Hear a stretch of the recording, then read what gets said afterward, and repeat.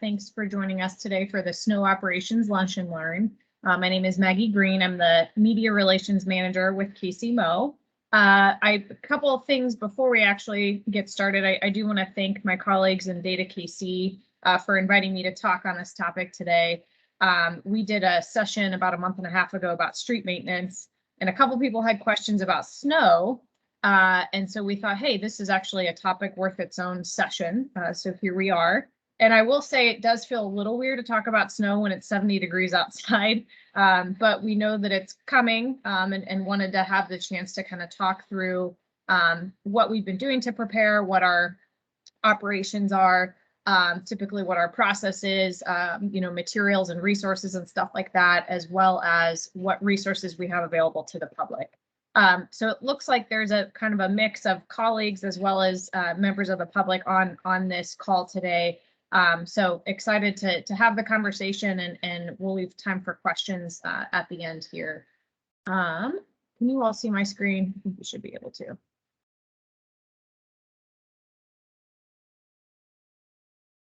Okie doke. So yes, real quick, again, I'm Maggie, Media Relations Manager since about July. Previous to that, I was the Public Information Officer in Public Works. So the topic of snow operations is near and dear to my heart.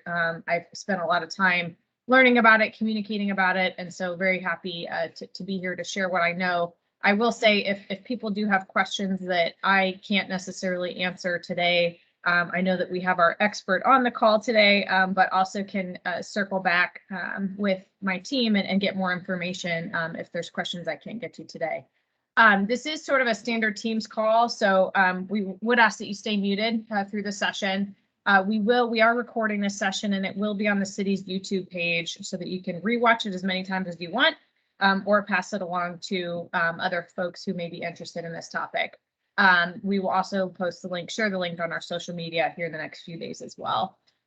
Please do feel free to use the chat function to put any thoughts or questions, and then again we'll open it up for any discussion or questions at the end.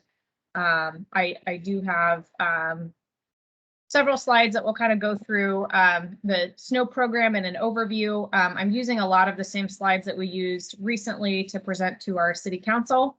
It was just handy to have this all in the same format, kind of go through last season recap, some of the successes and lessons learned that we learned. We did make several changes to our snow program at the end of the snow season last year.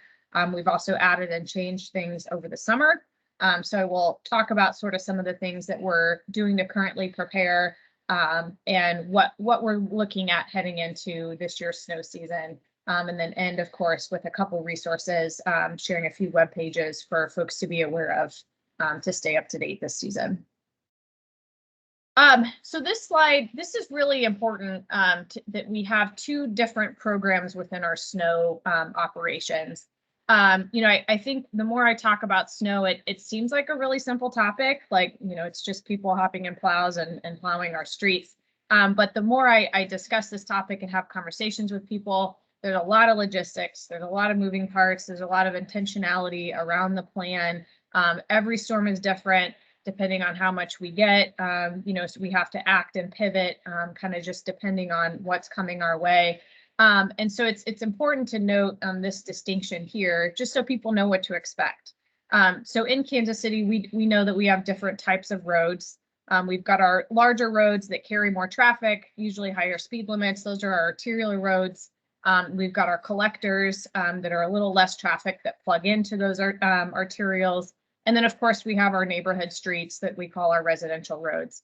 That's important because we kind of tailor our snow operations approach per our different roads. So we've got our arterial program.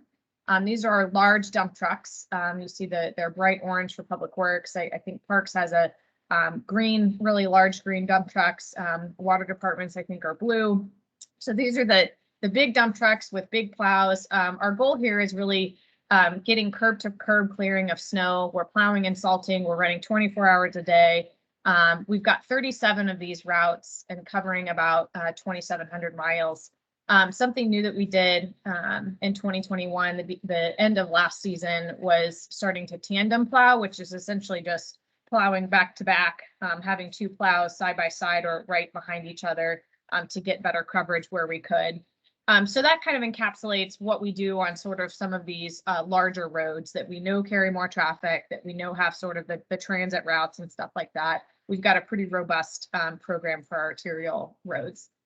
Thinking about our neighborhood streets, it's obviously a different approach. We can't often fit, if we think about like some of the neighborhood streets in the Northeast Kansas City area, parking on both sides, very narrow. We can't fit those big dump trucks down those streets. And so we use smaller pickup trucks. They have a smaller plow. We do have more residential roads in Kansas City, so there are more routes. And of course, like the coverage is about a little over 3,000 miles. We've heard a lot of feedback about our residential program in the past. And so with the arrival of the new city manager, sort of right in the middle of snow season last year, he worked with our team to kind of make some adjustments based on the feedback we were hearing about snow plowing in our neighborhood streets. So we did try to adapt and make some changes. We learned a lot of lessons here. We added some nighttime shifts to residential streets. Previously, we were only really able to do daytime shifts due to sort of the truck and staffing capacity. We trying to get larger trucks where we can to help plow. And another big shift was more passes on neighborhood streets. Historically, we're only going through one time, but we were hearing from folks that that's not enough to clear the street so they can get to work or so that the school bus can get through that neighborhood street. So we're doing more passes, adding salting to neighborhood streets on plowing. And so we did make some changes. I think we grew in our satisfaction rates for snow last year. We had a lot more views on our snow website, which I'll talk about a little bit later. So a lot of these changes may seem subtle, but they were huge impact in helping sort of our operations and this service to residents. So I want to talk a little bit about, I'm not going to read word for word here, but the different stages of operations. I think the key point here is that we tailor our approach, I was kind of mentioning this earlier, depending on what the forecast is going to look like. We have different tools in our toolbox, different equipment, different materials that we use, depending on what the forecast is like. So obviously, if it's just going to be a little bit of flurries, maybe some slickness on bridges, we're not going to do the same thing that we would do for that if it's a blizzard. And so what I think is important is that we do have a snow manual. We have a policy that outlines all of this information. So our staff is kind of trained on what our approach is, what our strategy is based on the type of snowstorm. So you can kind of see here what the forecast is corresponds to a level of service, kind of just depending on what we're expecting to get.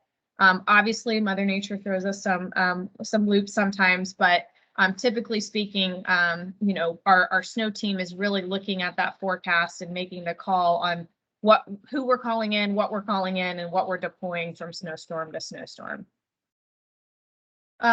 Again, as we go up here in higher stages, the more snow we're forecasted to get, the more we ramp up our operations with additional staffing and pre-treating.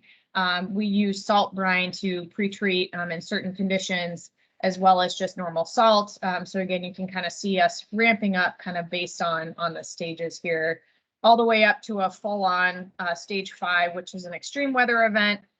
If we're forecasted to get multiple inches of snow over multiple days, which we did see last season. This is where we would start to see impacts to other services, basic services. And we did experience that last season, where we had some big storms and we tried some things out with utilizing trash recycling, drivers to help us with plowing. We did get a lot of feedback about that. So I think that's a lesson learned we worked through. I'll talk a little bit later on. But this is the type of storm where, we're going to need to rely on other departments for collaboration on plowing. And that's something that I think is really cool about our snow program in Kansas City is that we do rely on our full team, the general services, the fleet mechanics, public works, of course, kind of leading the charge.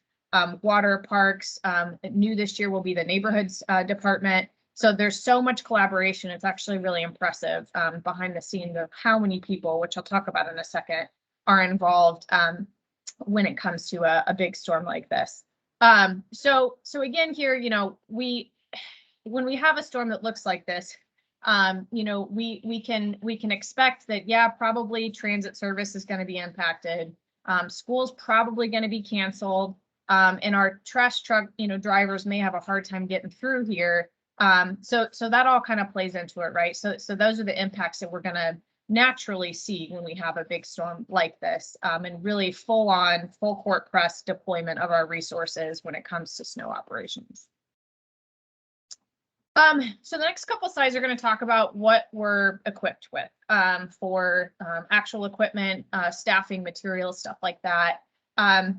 Even from the time this slide was created, I think we've had a few additions with vehicles.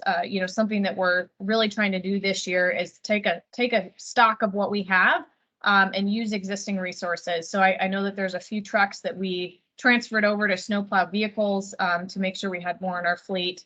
But you can kind of see here, this is the breakdown here. I think we're a little over 300 vehicles now that we will have heading into this season. Again, you can kind of see a variety of sizes, numbers, and again, that collaboration between the other departments involved with this, KC Water and Parks and Rec as well, helping with equipments that they have. So at this point in the year, you'll probably see trucks driving around. Maybe they're patching potholes, but they've got plows mounted on the front. Because at any point from here on out, we could, have a snowstorm, and we will switch operations from, pothole patching, obviously, to snow removal when we get the storm. But you will see out and about. I know I saw a few days ago I think it was some sort of asphalt truck was patching, but you could see the plow mounted on the front. So that's something we typically do. In the fall is sort of prep and clean our equipment, make sure it's ready to go for the first snowstorm. I did see a comment in the chat about this presentation being shareable. I can email you these slides for sure, but the actual presentation is being recorded and it will be put on the city's YouTube page. So you'll be able to watch it over again or pass it along to other folks who would like to have this information. So the answer is yes. I can share the slides and it will also be posted online. Okay, materials. So like I said, we've got a lot of tools in our toolbox. Part of that is what materials we have at hand and what we can use. We've got 40,000 tons of salt available to us across our we have 5 salt domes in KCMO. I think there's an additional one that will be replaced soon that will help us add a little bit more capacity for salt. So obviously salt is a huge way that we deal with snow operations in Kansas City. Typically we have a little bit on reserve. So if there's some, by the start of next year that we say, hey, we're a little low, we need to put our reserve order in, that's where we get that little bit extra. So we are fully stocked up to this point in the year, ready to go. There's even times where other cities will call us up and be like, hey, we're low on salt. Can we buy some off of you? I know that I've heard that story a time or two. So, but we obviously make sure we planned ahead for how much we think we're going to use, how much we used last season, and kind of doing that math on what we're going to need from year to year. And so typically speaking, 40,000, having that capacity each snow season is typically what we're looking at. I think in store right now, we should have like 35 or 32, something like that, 1,000 tons. We also use calcium chloride. That is a liquid additive that's sprayed on top of the salt when it gets really cold. So salt really doesn't work itself lower than a certain temperature. I think it's like 20 degrees. I may have Rochelle hop on later and clarify that if needed. But that's where calcium chloride becomes really handy. We use that in our big dump trucks, the big orange dump trucks, and we spray it over the top of the salt before the truck goes out. And again, that allows us to activate the salt and allow the salt to work on lower temperatures. So we have gallons of it. We typically use, several gallons a year as it gets really cold, but it's not something we use all the time, only really when we know we're going to have really low temperatures. We also make, what's not on here is salt brine. That's just sort of liquid salt water. And I believe that truck in the photo here is a brine truck. That's something that we're typically using under certain conditions as well. We don't pre-treat with brine every single time. That changes a little bit depending on the storm. You know, if we know that the storm's coming in and it's going to rain first, it's going to wash away everything that we would have pre-treated. So there's definitely a science there to what the forecast is calling, wanting to make sure we're not wasting our resources, but that we're pre-treating accurately. So those are all things that kind of go into, you know, what we do and when we do it. Last thing on here is ice band. That's a material that we actually tried out for the first time last year. It is used to activate salt in really cold temperatures. It's something that we did end up using when we had that cold snap for a couple of weeks. And again, it is sort of a liquid material that's mixed with salt. It typically turns the salt blue, and it's loaded into, these are loaded into our pickup trucks. This is what we've decided with this type of salt is to use in residential areas. And when we tested it out last year, I mean, it was, I don't even know if it was 0 degrees on the day that we tested this out. We went to a neighborhood street in the Northeast. The salt was all totally blue in the back of the truck. It was really interesting. And I just was thinking it was so cold that the snow was crunchy. If you can visualize how cold it is when that happens. I was just thinking, like, there's no way anything but like boiling water is going to melt the snow. Sure enough, we laid on this ice band treated salt. 30 minutes later, it started to slush up and we were able to plow it off. So again, kind of having, you know, a wide range of tools like this that we know work in certain conditions and in certain areas is really helpful that we have that in stock. Okay, switching to personnel here. Again, this is kind of formatted strangely, but I think the key here is that on any given snowstorm, when it is a larger storm and we're pulling in multiple people, I mean, we've got over 350 people, almost 400 people involved across multiple departments doing a variety of tasks. So obviously the plowing itself is a big task, and we've got day shifts and night shifts. And again, as we already discussed, there's the when we see these large trucks, they're on our larger roads, and then we've got our neighborhood program on residential streets. But there's also sort of a lot of behind the scenes work. There's people who are monitoring the routing in our traffic operations center, you know, making sure the trucks are, you know, we also partner with the fleet services and our mechanics. They're working as many hours as our plow truck drivers are to make sure that if a truck breaks down in the middle of the night, we've got a mechanic who can help us, you know, fix it and repair it so it can be ready for the next shift. And then there's people, you know, answering our phone lines through 311. I'll talk about that in a second, you know, with how to kind of report missed spots and when to do that. And then there's sort of the communication side, people like me running sort of our media, making sure our website's updated, you know, and things like that. So I mean, having a good chunk of our city employees involved on a particular snowstorm, I don't know. I just give credit to everybody who's involved, and I think that that's important that we have so much teamwork when it, you know, goes into a snowstorm. I know people get frustrated when they can't move around the city, and snowstorms can be stressful, but I do give a huge amount of credit to our snow team and just the amount of people that are collaborating to make sure our streets are safe and clear for people to move around. So if we look at last season, this is kind of a summary here of what we used. You know, we keep track of stats for every snowstorm and do little reports. They're mostly internal documents, but essentially tracking mileage, the amount of salt used, how much of this other type of material, if we have to use that ice band calcium chloride, how many drivers are actually clocked in working that day. Obviously our fleet mechanics track how many vehicles went down, how many miles that, you know, we're driving, and how many hours we're working. So for a whole season, I mean, these are some pretty impressive numbers.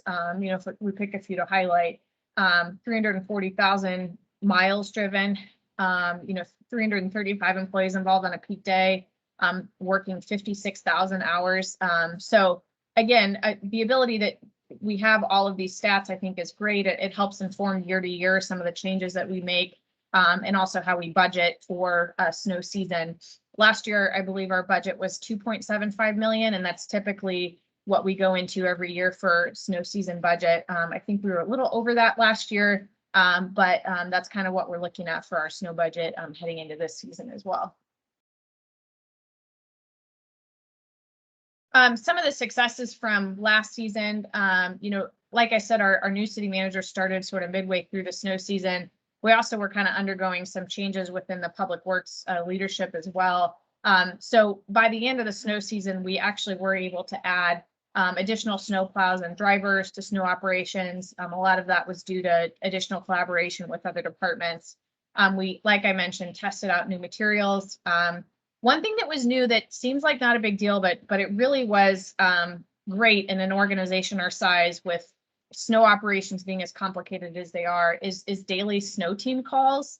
There would be representatives from each department on a call in the middle of the afternoon during these snowstorms. I think we even had one maybe on Christmas Eve or something like that. I remember being home with my family, and we were on a snow call to kind of break down what needed to happen.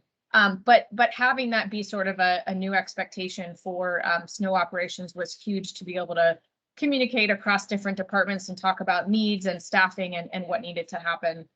The other thing we added, and I kind of already talked about this a little bit, was 24-hour plowing on residentials. I think this was a new thing added. So obviously there, I think, are some tweaks. I'm not exactly sure. I don't think we got every single residential route 24-hour, but we definitely did on several of the routes and learned a lot about what needs to happen, what additional staffing and vehicles we will need in order to do this sort of citywide and sustain that. There was a reduction in slick calls last season, reported to 311, which is now the My KCMO app. I'll talk a little bit about that in a second, but that's a great statistic to have, that we had less complaints called in. And additionally, I did mention this, but full curb to curb plowing on residential streets. Historically, we'd just gone through one time, and if that route was in the morning and it's still snowing, and by the end of the day it was filled with snow again, that doesn't really help the person the next morning to need to get to work or to get to school or whatnot. So being able to add this, multiple passes, multiple plowing on the residential streets was a big success from last season.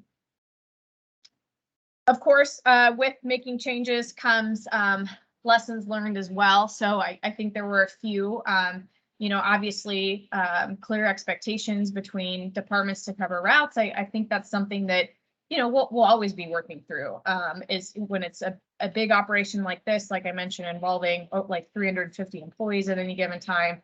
Definitely that communication is key. I think we all agree that having the snow team calls was really beneficial, and something I think we hope to continue.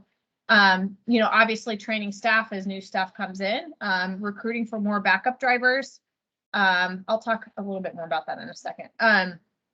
Plow routing, transition paper routing to electronic mapping. That'll be on a slide here in a second as well. This is an upgrade that we're testing this season. Salting strategy, really sort of matching what we have in stock with our increased use. The new snow plan that we implemented sort of midway through the season last year called for using more salt. And so that's something that, we want to make sure we have enough salt in stock to last us the whole season. So there's definitely a careful, delicate balance there of matching our stock with the strategy. Bike lanes was something we learned about, developing a bike lane plowing strategy. I know that the Parks Department did work with a front loader little machine to plow some of our newer bike lanes, like on Gillum. But as we build more bike lanes, getting dedicated equipment to utilize for that, I think will be key. And it's a discussion that we are having right now. And then I kind of already mentioned this, but when we did have our bigger storms, we did pull in our trash and recycling drivers to help us plow routes. And that was something that we heard about. We had a lot of feedback. People did not like that their trash recycling was delayed.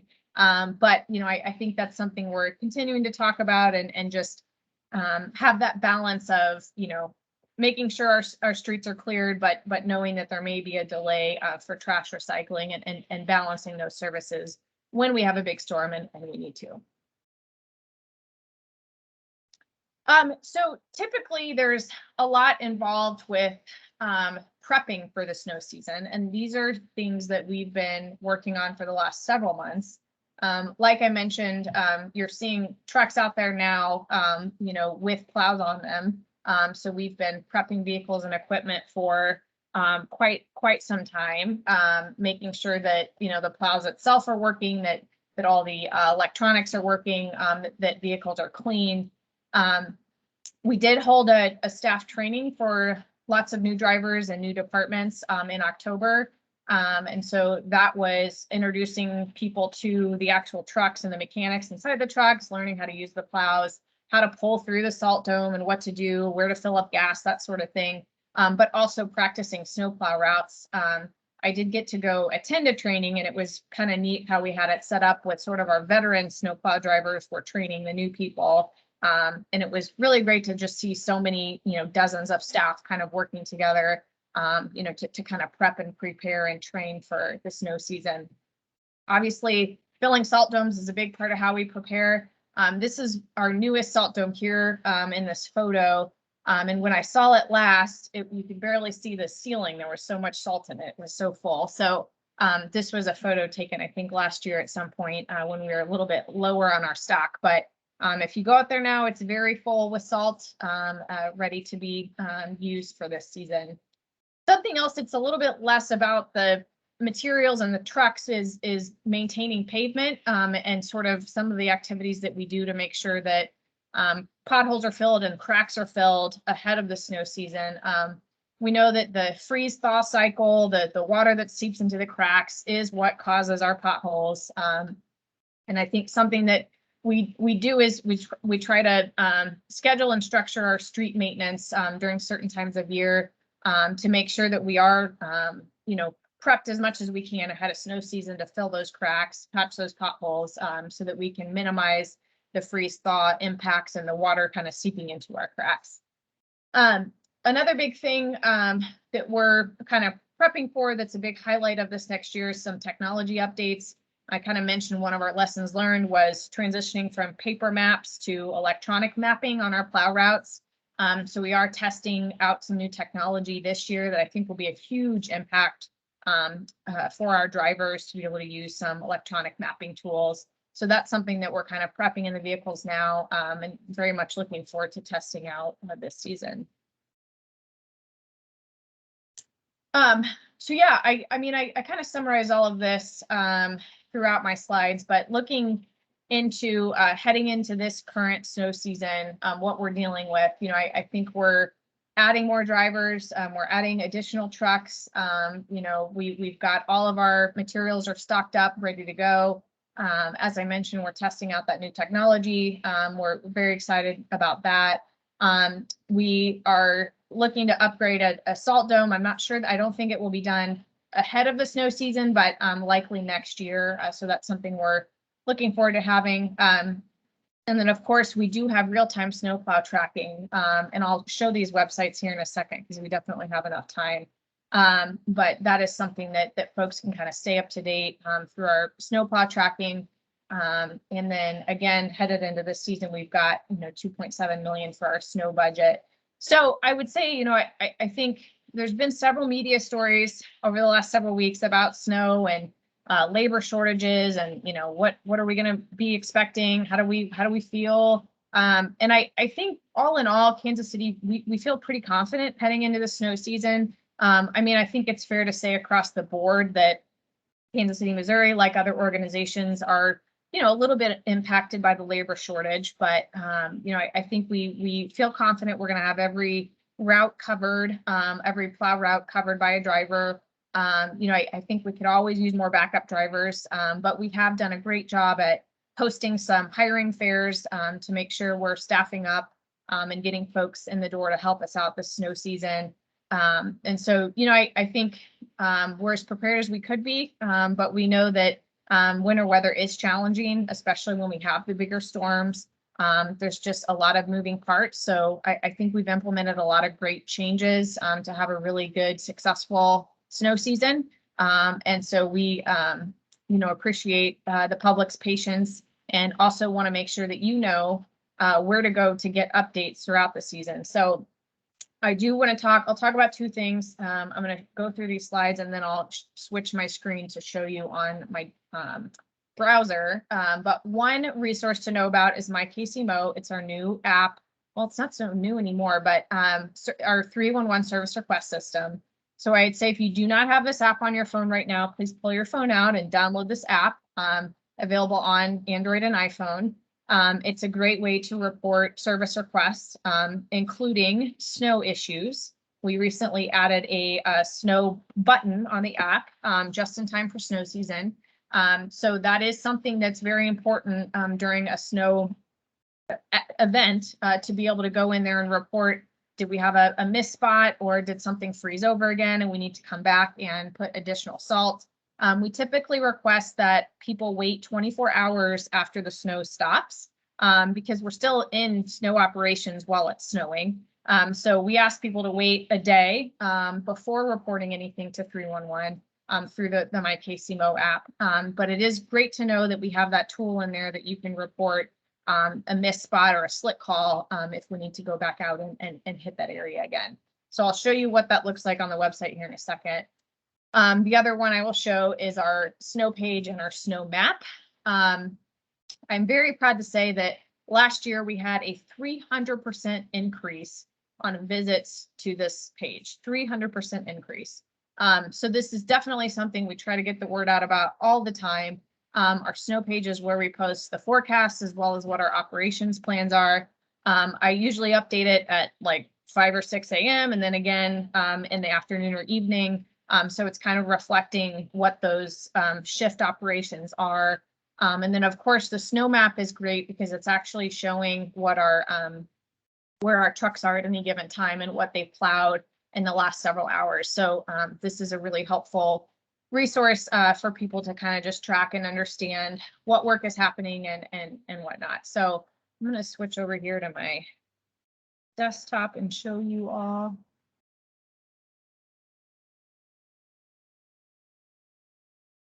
Oops.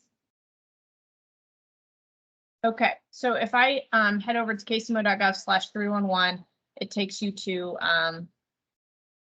our page about the new app, and we encourage everyone to download it on their phone. It's very handy to use. You can also report through the web app or call 311.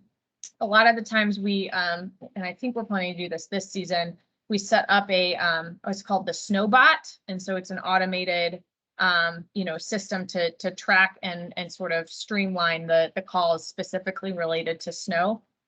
So that's something that we're likely to implement again, and it just kind of helps streamline it for off hours, related specifically to snow.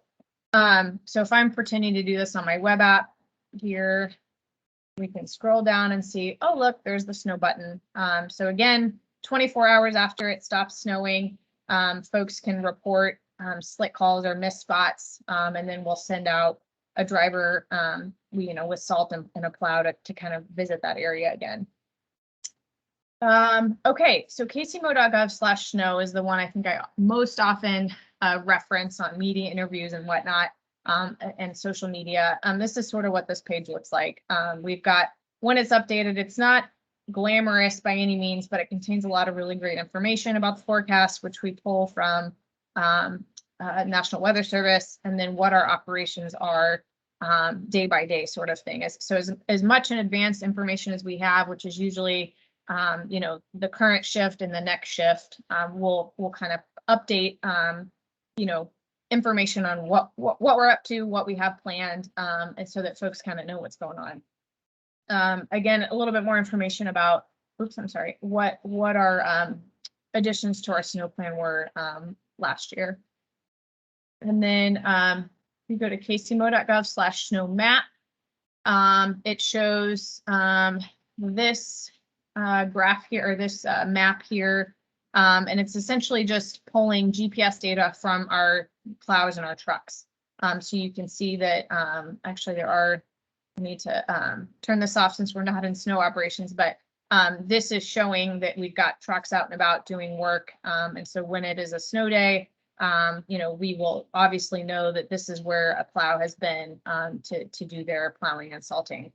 So this is a very handy tool so that you can kind of track what we're up to day to day with snow plowing.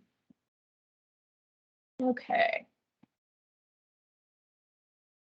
I think that is all that I had. So I went through things fast. It is 12:40.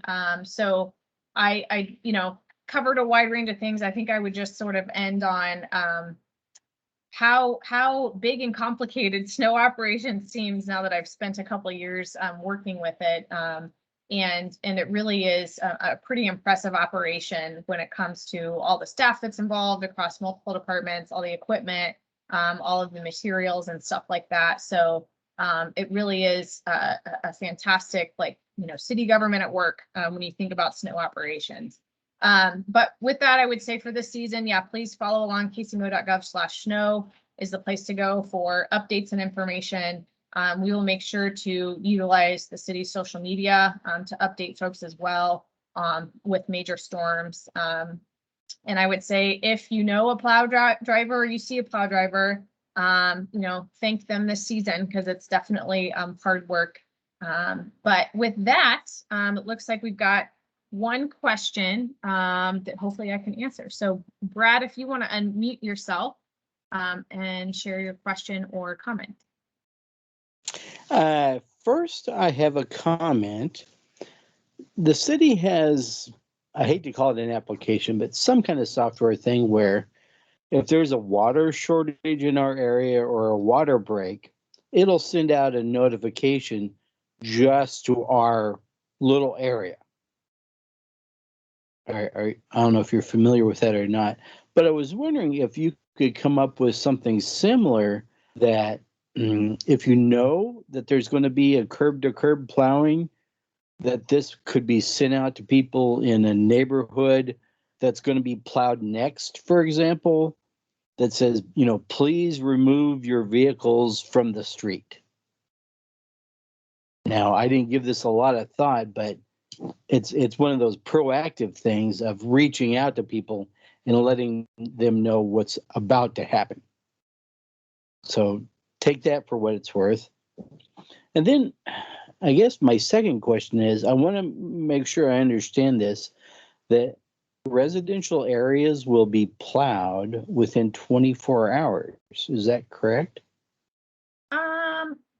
Not well. Let me go back to that slide and I'll clarify some of your first comment. I'm going to go through these really quick. So I like your idea where you're going with the notification thing on, hey, heads up, we'll be there soon. But I will say this. So typically these are day shifts and night shifts. And so there's plowing happening every a 24-hour plow operation, but we switch shifts. So there's someone who comes in, like 6 or 7 a.m. and works, 12 hours typically. And then there's a second night shift that'll come in. And typically within a 24-hour period, all the routes should have been covered. And so the notification thing gets a little tricky because when a driver has their certain routes that they are covering, they're supposed to be able to get done all of their routes that they have within their shift. And so, if I'm going to be there at 9 a.m. versus 2 p.m., it's basically up to the driver to figure out their coverage on their route every shift. I'm not sure if that is answering that question, but it will get very hard for us to notify because I guess I should add every KCMO street is on a plow route. And so the idea with our program is that no matter if you're on a larger street, an arterial street, or a residential neighborhood street, your street should be covered and plowed in a 24-hour period, the way that our program is set up.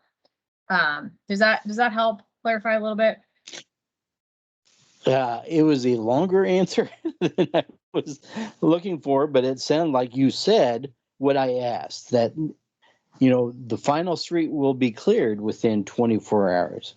And the reason I kind of bring this up is, I live in South Kansas City, and I've lived here for about 26 years now. And I hate to say traditionally, but often we are one of the last places to get plowed if it's ever plowed at all.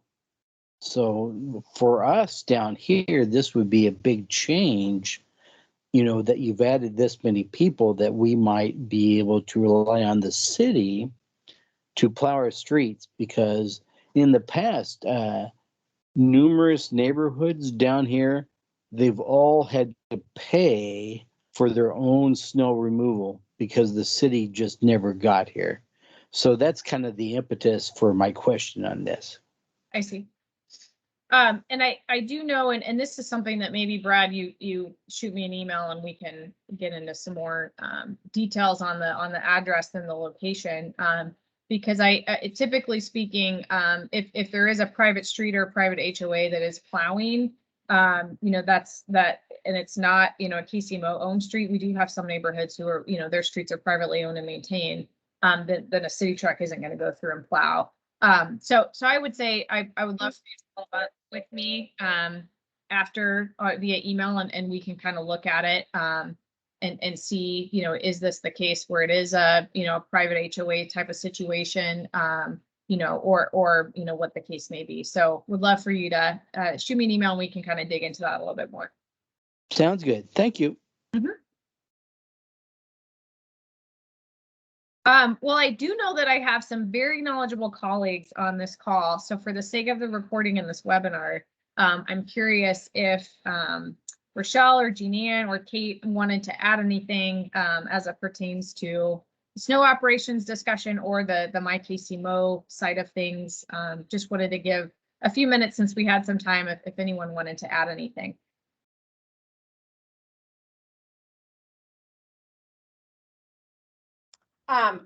I will. This is Rochelle Cornelius. I'm with the Public Works Operations. I do want to clarify what you were just answering his question.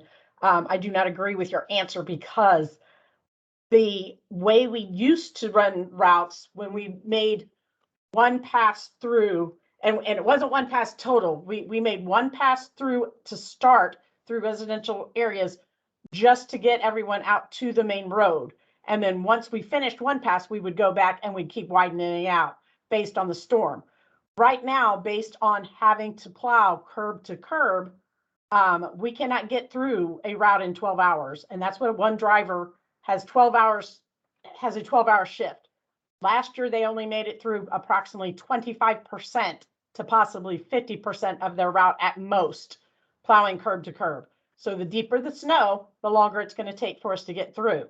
So, and we also did not have all routes covered 24 hours a day because we didn't have enough drivers at night. So, unless it is a really major storm that we actually are going to insist we have drivers, that I currently don't have for the nighttime, we'll actually have to stop all trash and recycling with our drivers, and the contractor will be picking it up. But to do that, it's going to take probably 2 days to run through the entire city just to get curb to curb on residential. So everyone has the correct expectations, because you cannot physically go through curb to curb on most of the routes in a 24-hour time. And it's going to be snowing while we're doing it. So basically, it's going to take at least 24 hours after the snow stops to have them cleared, because just like we did with one pass, just because we're clearing curb to curb, it's still snowing. Whatever subdivision we start in, whatever streets we start on, are going to be completely covered by the time it stops snowing, and people are still going to complain that we were never there, even though we were, and it was completely clear. So yes, the streets will not be clear in a residential area for at least 24 hours or more after a storm, the snow stops. Thanks. And again, it'll depend on how much snow there is and how much salt, because most of them are so far behind. If if they're running back and forth, and again, the city manager wanted them to salt constantly, and then he went back to only salting at the end. If they can't clear the street and then only salt on the last pass, they'll spend more time going back and forth to the salt dome than they will plow. So again, it's going to take longer under this new program to get the streets clear in residential areas. Yeah, thanks so much for that clarification, Rochelle. So Brad, I think a little bit off. So adjusting it may not be within a 24-hour period, but within a day or two, we should have all the routes covered. I think part of the challenge is balancing some of these improvements that we're trying to make, process improvements based on the feedback that we're hearing, wanting that curb to curb coverage, but knowing that has other impacts, as Rochelle's outlining, to operations. And so I think we're tried a bunch of stuff out, learned some lessons there, which Rochelle was outlining some of those challenges, and something that we'll kind of continue to have to tweak and adjust this snow season as we head into it. But Brad, I see that you raise your hand again, so feel free to chime in. So just to summarize her comment, let me see if this is accurate, that we should expect a one pass within 24 hours and possibly curb to curb within 48 hours. Would that be a more accurate statement? No, I was going to say again, we have been instructed that we will plow curb to curb in an area before we move on. In the past, we plowed one lane all the way through every subdivision just so everyone had a clear path to get to the main road. However, now wherever we start the route will be cleared curb to curb, but the end of the route will not be cleared at all until we get there. And it may take 24 hours or more to get to the end of that route. That's very helpful. So again, in South Kansas City, it could be several days before the city would ever reach down here. It sounds like we're going back to the way it used to be real honest. Every route has a driver, and I do know there are numerous. Do you live down in the Southwest over around like state line to Holmes, somewhere over there? Yes, that's exactly where we are. There are a number of subdivisions over there that have a private company come. So the problem is when our driver gets there, if it's already been plowed by the contractor, they don't go through. If it has not been plowed by the contractor, then they will go through. Right, so, and that's what I'm trying to get resolved here, is that we've had to spend $20,000 a year for a service that we feel the city should provide for plowing public streets. So that's why I'm trying to get a sense that if the city is not going to show up, that we're going to have to continue to pay for this on our own. No, we will definitely plow it. It'll just depend on where that subdivision is on the route, how long it will take to get there. So I'll ask a follow-up question then. Is there a map that shows, I guess, priority areas or the order in which the city will clear streets? No, we don't have an order that the drivers are assigned a route that has a boundary that has many, many miles on it, and they're allowed to start the first day at any point they want, and then they need to pick up wherever they left off for the next shift. Right.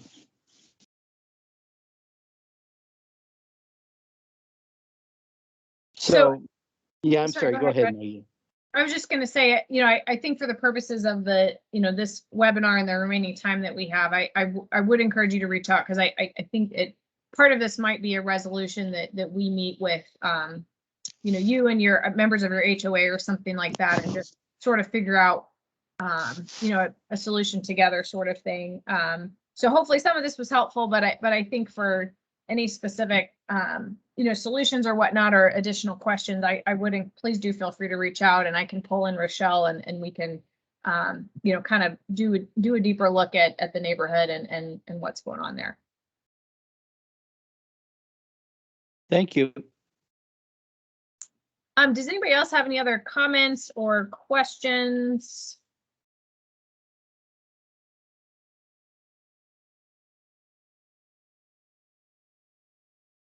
Yeah, I just saw Kima's little picture window popped up. I wanted to say hi to Kima.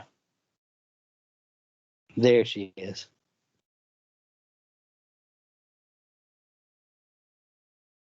Okay, well, with that, I think that's all I had to cover. I'm going to share my slide one more time for a wrap up on the recording here with my information. I want to thank my colleague Rochelle for stepping in and clarifying a couple things for us. And then I would say, feel free to reach out with any questions, and then follow along this snow season at kcmo.gov/snow. So with that, I think we'll end the webinar. I'm going to stop our recording, and I hope that everybody has a great day and that we can enjoy some nice weather before the snow actually arrives. Thank you so much.